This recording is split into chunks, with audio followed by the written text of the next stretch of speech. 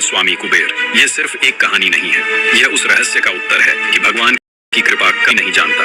तो अंत तक जरूर देखिए, क्योंकि इस कहानी का अंत आपको सोचने पर मजबूर कर देगा। शिव पुराण, जिसमें एक अद्भुत कथा का उल्लेख है, कैसे एक प्रकांड ब्राह्मण पुत्र गुणनिधि, जो आगे चलकर धन के देवता कुबेर बना। प्राचीन काल में एक प्रसिद्ध नगर कंपिल्य नगर, जो आज के उत्तर प्रदेश से जुड़कर देखा जाता है, कि एक अत्यंत विद्वान ब्राह्मण यज्ञदत्त रहते थे। वे वेदों और शास्त्रों के प्रकांड ज्ञाता थे, जिनकी विद्वता और प्रतिष्ठा दूर दूर तक फैली हुई थी। उनकी पत्नी भी सद्गुणों से संपन्ना थी। ज्ञान से संसार को आलोकित करते हुए समय बीता। एक दिन उनके घर खुशियों की लहर दौड़ गई। उनके यहाँ एक पुत्र का जन्म हुआ, जिसका नाम उन्होंने गुणनिधि रखा। नाम के अनुरूप माता पिता ने उसमें गुणों का भंडार देखने का सुंदर स्वप्न संजो लिया। बाल्यावस्था में गुणनिधि ने कुछ समय तक धर्म और शास्त्रों का अध्ययन किया, परंतु धीरे धीरे उसका मन भटकने लगा। कुसंगति ने उसे अपनी गिरफ्त में ले लिया। जो बालक कभी ज्ञान के मार्ग पर चल रहा था, वही अब अधर्म के अंधकार में डूबने लगा। उसने धर्म विरुद्ध कर्मों को अपनाना शुरू कर दिया। वह अपनी माता से धन लेकर जुआ खेलने लगा। धीरे धीरे यह आदत उसकी लत बन गई। उसने अपने पिता की वर्षों की कमाई हुई संपत्ति और प्रतिष्ठा को नष्ट करना शुरू कर दिया। कुसंगति का प्रभाव इतना बढ़ गया कि उसने स्नान, संध्या जैसे नित्य कर्म भी छोड़ दिए।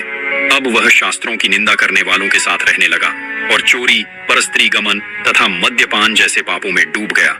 माता सब कुछ देखती रही, परंतु पुत्र स्नेह में बंधी होने के कारण वह न तो उसे रोक सकी, न ही यज्ञदत्त को कुछ बता सकी।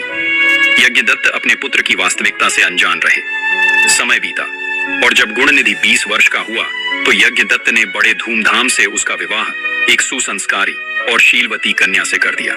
उन्हें आशा थी कि विवाह के बाद उनका पुत्र सुधर जाएगा, लेकिन ऐसा नहीं हुआ। गुणनिधि ने कुसंगति नहीं छोड़ी। उसकी माता बार बार उसे समझाती, बेटा इस मार्ग को छोड़ दो, नहीं तो अनर्थ हो जाएगा। परंतु उसके शब्दों का उस पर कोई प्रभाव नहीं पड़ा। गुणनिधि के अपराध दिन प्रतिदिन बढ़ते गए। उसने वेश्यागमन और जुए में घर की सारी संपत्ति गंवा दी। एक दिन तो उसने हद ही कर दी। अपनी सोती हुई मां के हाथ से अंगूठी निकाल ली और उसे भी जुए में हार गया। कुछ समय बाद यज्ञदत्त भ्रमण के लिए निकले। उन्होंने वही अंगूठी एक जुआरी के हाथ में देखी। क्रोधित होकर उन्होंने उससे पूछा, यह अंगूठी तुम्हें कहां से मिली? महाराज मुझे किसी ने दी थी। झूठ, यह चोरी की है। महाराज विवाह से वो। भयभीत जुआरी ने सारा सच बता दिया। यह सुनकर यज्ञदत्त स्तब्ध रह गए। लज्जा और पीड़ा से भरे वे घर लौटे और अपनी पत्नी से सब कुछ पूछा। पत्नी ने पुत्र को बचाने का प्रयास किया, परंतु यज्ञदत्त का क्रोध भड़क उठा। उन्होंने कठोर स्वर में कहा, यदि तुमने अपने पुत्र से संबंध नहीं तोड़ा तो मैं अन्न ग्रहण नहीं करूंगा। यह सुनकर माता रो पड़ी। रो रो कर उनके चरणों में गिरकर क्षमा मांगने लगी। किसी प्रकार यज्ञदत्त का क्रोध थोड़ा शांत हुआ। जब गुणनिधि को इस घटना का पता चला, तो उसके भीतर आत्मग्लानि की आग जल उठी। उसे अपने कुकर्मों पर पछतावा होने लगा। पिता के भय और अपने अपराधों के बोझ से दबकर वह घर छोड़कर भाग गया। जंगल में भटकते हुए वह रोने लगा। उनको कुछ भी समझ नहीं आ रहा था।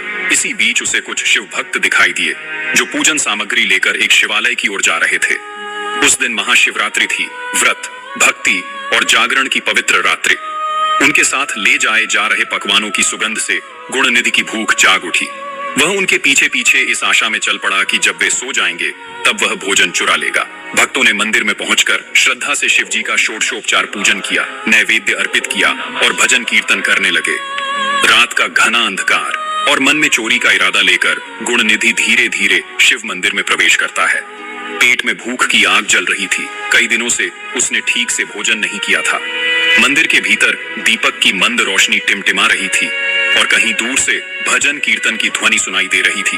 वह चुपचाप एक कोने में छिप गया, सही अवसर की प्रतीक्षा करने लगा।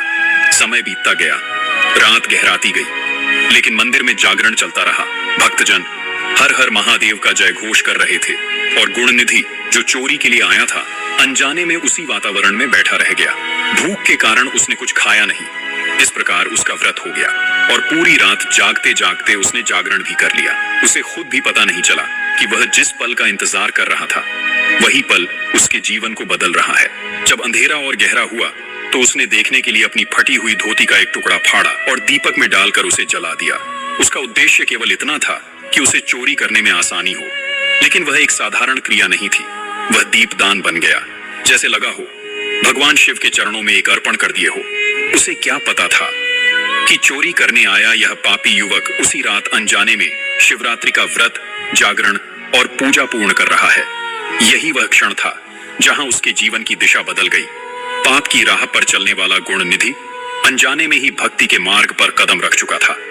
कुछ देर बाद भजन की ध्वनि मंद पड़ गई। थके हुए भक्त एक एक करके वहीं सो गए। मंदिर में सन्नाटा छा गया।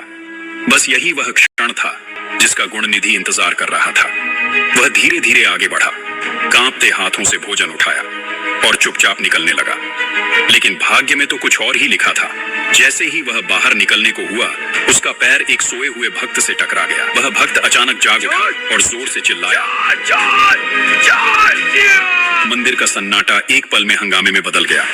गुणनिधि घबराकर भागने लगा, प्राण बचाने की कोशिश में अंधेरे में दौड़ता रहा। तभी एक नगर रक्षक ने उसे देख लिया, धनुष खींचा और एक तीव्र बाण उसकी ओर छोड़ दिया। क्षण भर में सब कुछ समाप्त हो गया। गुणनिधि भूमि पर गिर पड़ा और उसकी सांसें थम गई। मृत्यु के उस भयावह क्षण के बाद जब उसकी आत्मा शरीर से अलग हुई, तभी भयंकर यमदूत उसे लेने पहुंचे। उनका रूप इतना डरावना था कि कोई भी कांप उठे। वे उसे बांधकर ले जाने ही वाले थे कि अचानक एक दिव्य प्रकाश प्रकट हुआ। भगवान शिव ने अपने गणों को आदेश दिया था, इसने मेरी प्रिय शिवरात्रि का व्रत और रात्रि जागरण किया है, इसे यमदूतों से मुक्त कर लाओ। क्षण भर में शिवगण वहां प्रकट हुए और यमदूतों को रोक दिया। उन्होंने दृढ़ स्वर में कहा, यह अब शिव का है। उस एक छोटे से अनजाने में किए गए पुण्य ने सब कुछ बदल दिया। दोस्तों, शिव की कृपा से गुणनिधि को मुक्ति मिली।